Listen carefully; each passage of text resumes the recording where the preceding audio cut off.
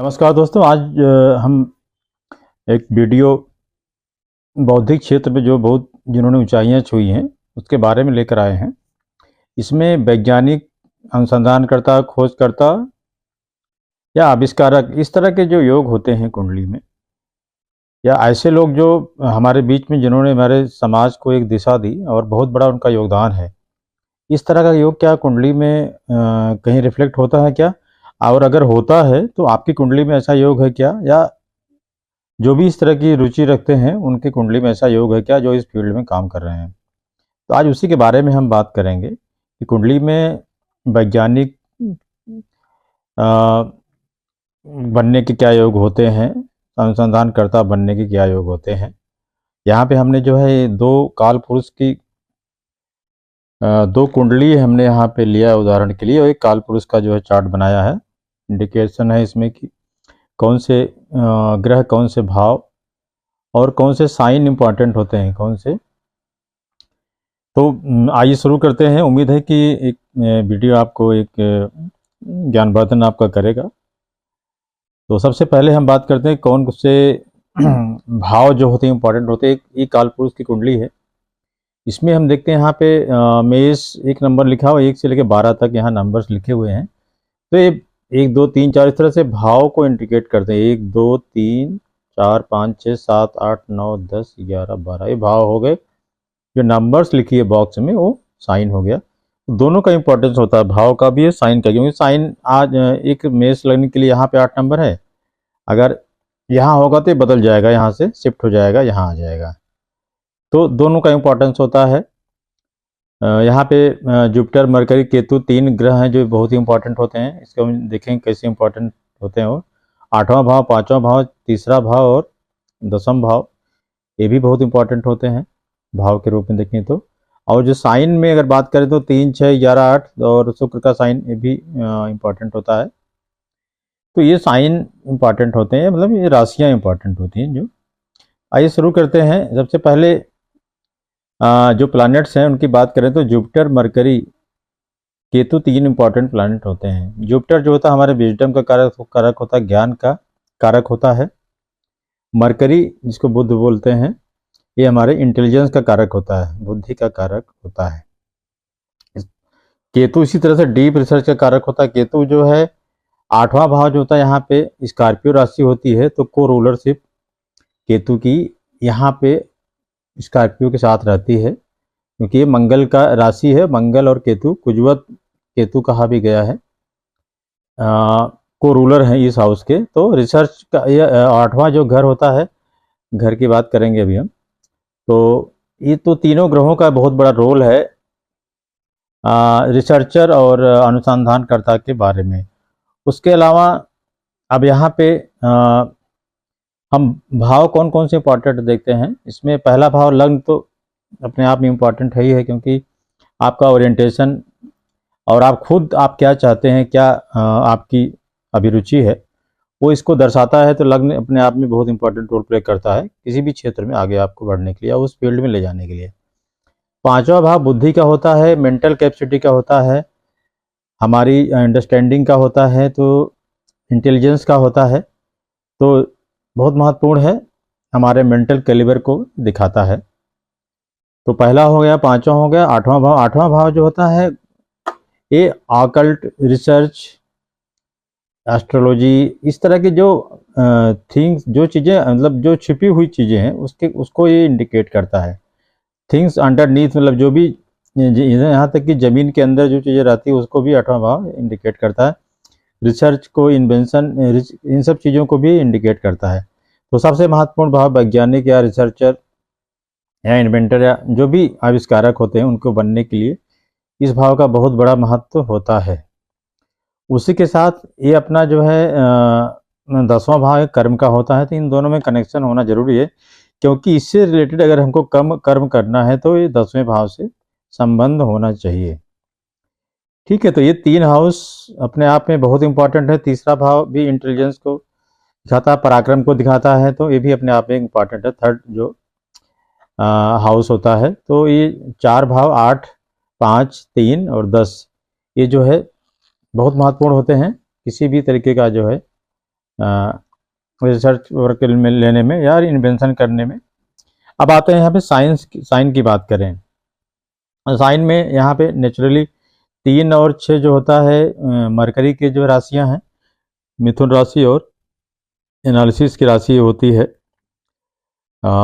वर्गो। तो ये दोनों इंटेलिजेंस और एनालिसिस को दिखाती हैं, जो कि बहुत ज़रूरी होता है किसी भी तरह का रिसर्च करने के लिए और उसमें आगे बढ़ने के लिए। 8वां जो होता है ये रिसर्च की, क्योंकि ये काल पुरुष में 8वां भाव जो होता है रिसर्च का होता है, जो चीज़ों को खोज करना, जो डीप रिसर्च की बात करें तो 8वां भाव से देखा जाता है। जो गहरी खोज जो होती है वो 8वां साइन जो है उसको दिखाता है। मंगल की राशि है, स्कॉर्पियो बोलते हैं इसको, तो ये भी इम्पॉर्टेंट है। दूसरा जो शुक्र की राशि है वो स्टेबिलिटी दिखाता है, उसका कहीं ना कहीं इससे सीधा संबंध होता है, तो वो भी एक इम्पॉर्टेंट रोल प्ले करता है कि स्थिर राशि है। तो ये 3 जो कंपोनेंट हमने बताया आपको, कौन से ग्रह इंपॉर्टेंट है, कौन से भाव इंपॉर्टेंट है, कौन सी राशियाँ इंपॉर्टेंट है। तो इनको उदाहरण के लिए यहाँ पे मैं 2 चार्ट, जो 2 वैज्ञानिक हुए हैं उनके चार्ट में किस तरह से इस तरह के कॉम्बिनेशंस काम करते हैं मैं आपको बताऊंगा। तो कहने का मतलब ये है कि काल पुरुष की कुंडली में अगर 5वां, 8वां, 10वां और लग्न तो है ही है, इनका चारों का अगर संबंध बनता है अच्छी डिग्निटी में, और वो उसका नवांश में भी कन्फर्मेशन होता है। नवांश का हमने चार्ट यहाँ नहीं बनाया है, उदाहरण के लिए यहाँ पे केवल D1 के ही चार्ट हैं। 2 चार्ट जो हमने 2 उदाहरण के लिए लिए हैं आपके इस को दिखाने के लिए। D1 में अल्बर्ट आइंस्टीन का चार्ट है, जेसी बोस का चार्ट है। दोनों इन्होंने थियरी ऑफ रिलेटिविटी दिया, इनका क्रेसोग्राफ था। तो ये भी जो है एक बहुत बड़े वैज्ञानिक थे, इंडिया के थे। तो ये मुख्यतः जो है हम इस बारे में बात करेंगे कि कैसे इन दोनों वैज्ञानिकों के कुंडली में ये योग जो है किस तरीके से काम करता था। आइए हम शुरू करते हैं। सबसे पहले हम अल्बर्ट आइंस्टीन का चार्ट लेते हैं। आप इनका देखिए कि इनका लग्नेश जो है, लग्न बहुत इंपॉर्टेंट रोल प्ले करता है। लग्न का संबंध कैसे बन रहा है, 5वें भाव से, 8वें भाव से। 8वें भाव के जो स्वामी हैं Shani, 10th Lord, 10th sign है यहाँ पे, मकर राशि के स्वामी शनि होते जाके यहाँ बैठे हुए 10वें भाव में। ठीक है, तो लग्न का संबंध बन गया, लग्नेश यहाँ बैठे हैं, 5वें भाव के स्वामी यहाँ बैठे हैं, 8वें भाव के स्वामी यहाँ बैठे हैं। तो तीनों, और एक कौन सा भाव है, कर्म का भाव है। तो कहीं ना कहीं देखिए कितना परफेक्ट जो है एक उदाहरण आपको यहाँ दिखेगा इनकी कुंडली में। आइंस्टीन इनकी कुंडली जो है बहुत सारे चीज़ों में उदाहरण के रूप में व्यक्त की जाती है। तो ये 12 नंबर क्या होता है कि हाइपोथेसिस या इमेजिनेशन भी होता है 12 नंबर राशि। तो कहीं ना कहीं जो है हम चीज़ों को हाइपोथेटिकल वे में भी देखते हैं, अगर कोई रिसर्च करना है हमको, वो भी यहाँ पे फुलफिल हो रही है, क्योंकि यहाँ पे 12 नंबर राशि में केतु इसके कारक होते हैं।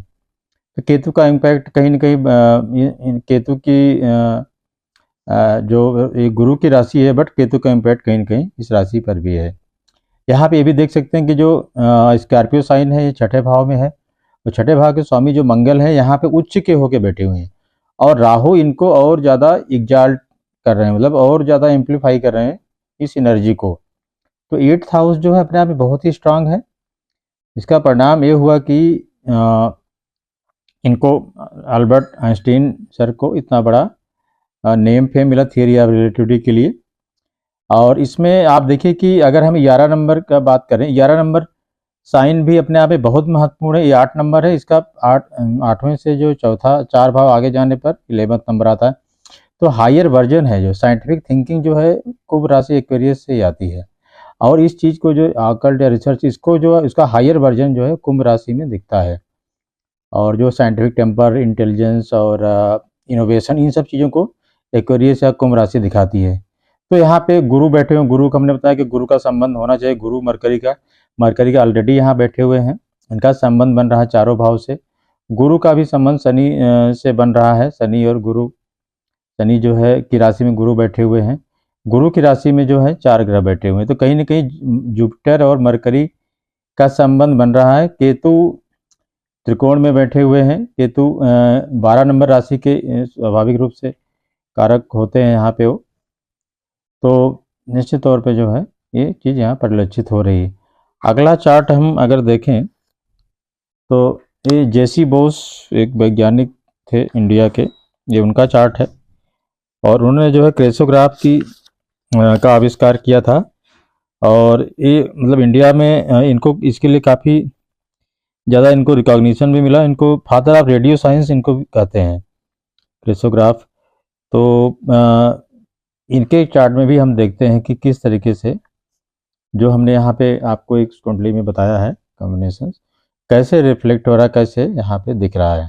तो इनका जो है आप देख सकते हैं कि 8वां भाव यहाँ वीनस मरकरी है और किसकी राशि में, गुरु की राशि में। तो कहीं ना कहीं मरकरी वीनस का संबंध 8वें भाव से बन रहा है। गुरु की राशि धनु राशि यहाँ बैठे हैं और मरकरी यहाँ बैठे हुए, तो संबंध बन रहा है।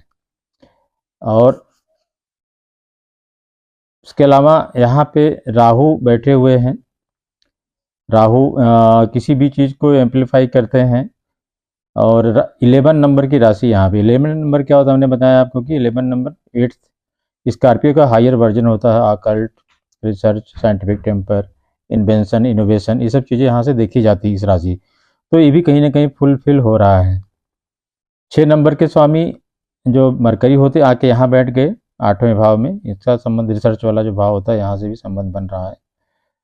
तो कहीं ना कहीं यहाँ पे आप गुरु का जो है संबंध यहाँ पे गुरु पंचम को देख रहे हैं और यहाँ पे 9th हाउस को देख रहे हैं और उनकी राशि में मरकरी ऑलरेडी बैठे हुए हैं। तो गुरु और मरकरी का संबंध बन गया। तो कहीं ना कहीं जो है इनकी कुंडली में एक जो योग रिसर्च और इस डायरेक्शन में जाने का योग होता है वो परिलक्षित हो रहा है। तो ये दोनों कुंडलियाँ आप देखेंगे तो आपको क्लियर कट इसमें दिखेगा कि किस तरीके से जो हमने बताया आपको लोगों की कुंडली में इस तरह के योग रिफ्लेक्ट होते हैं। आपको देखना क्या है, यही जो हमने यहाँ बताया है। और बहुत से लोगों के डायलेमा रहती है कि हायर एजुकेशन में जाते हैं, रिसर्च क्षेत्र में जाते हैं, तो उसमें आगे बढ़ पाएंगे कि नहीं। तो ये सब योग है यहाँ पे जरूर आपको देखना चाहिए। देखिए दोनों प्लैनेट्स दोनों कुंडली में यहाँ जुपिटर जो है 9th हाउस के कारक होते हैं, हायर एजुकेशन का भाव होता है। यहाँ पे जुपिटर बैठे हुए हैं।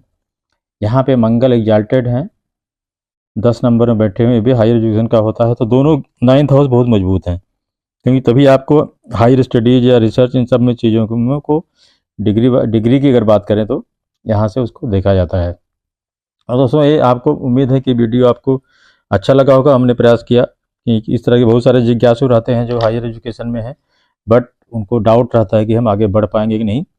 और कहीं भी कोई डाउट अगर आपका है तो आप सिंपल तरीके से इस तरह से देख सकते हैं कि आपकी कुंडली में इस तरह का योग है कि नहीं, हायर लेवल पे आपको रिसर्च के क्षेत्र में जाने का।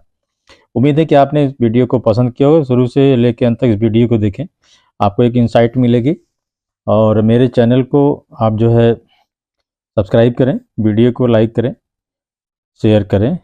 सभी को बहुत बहुत धन्यवाद। नमस्कार।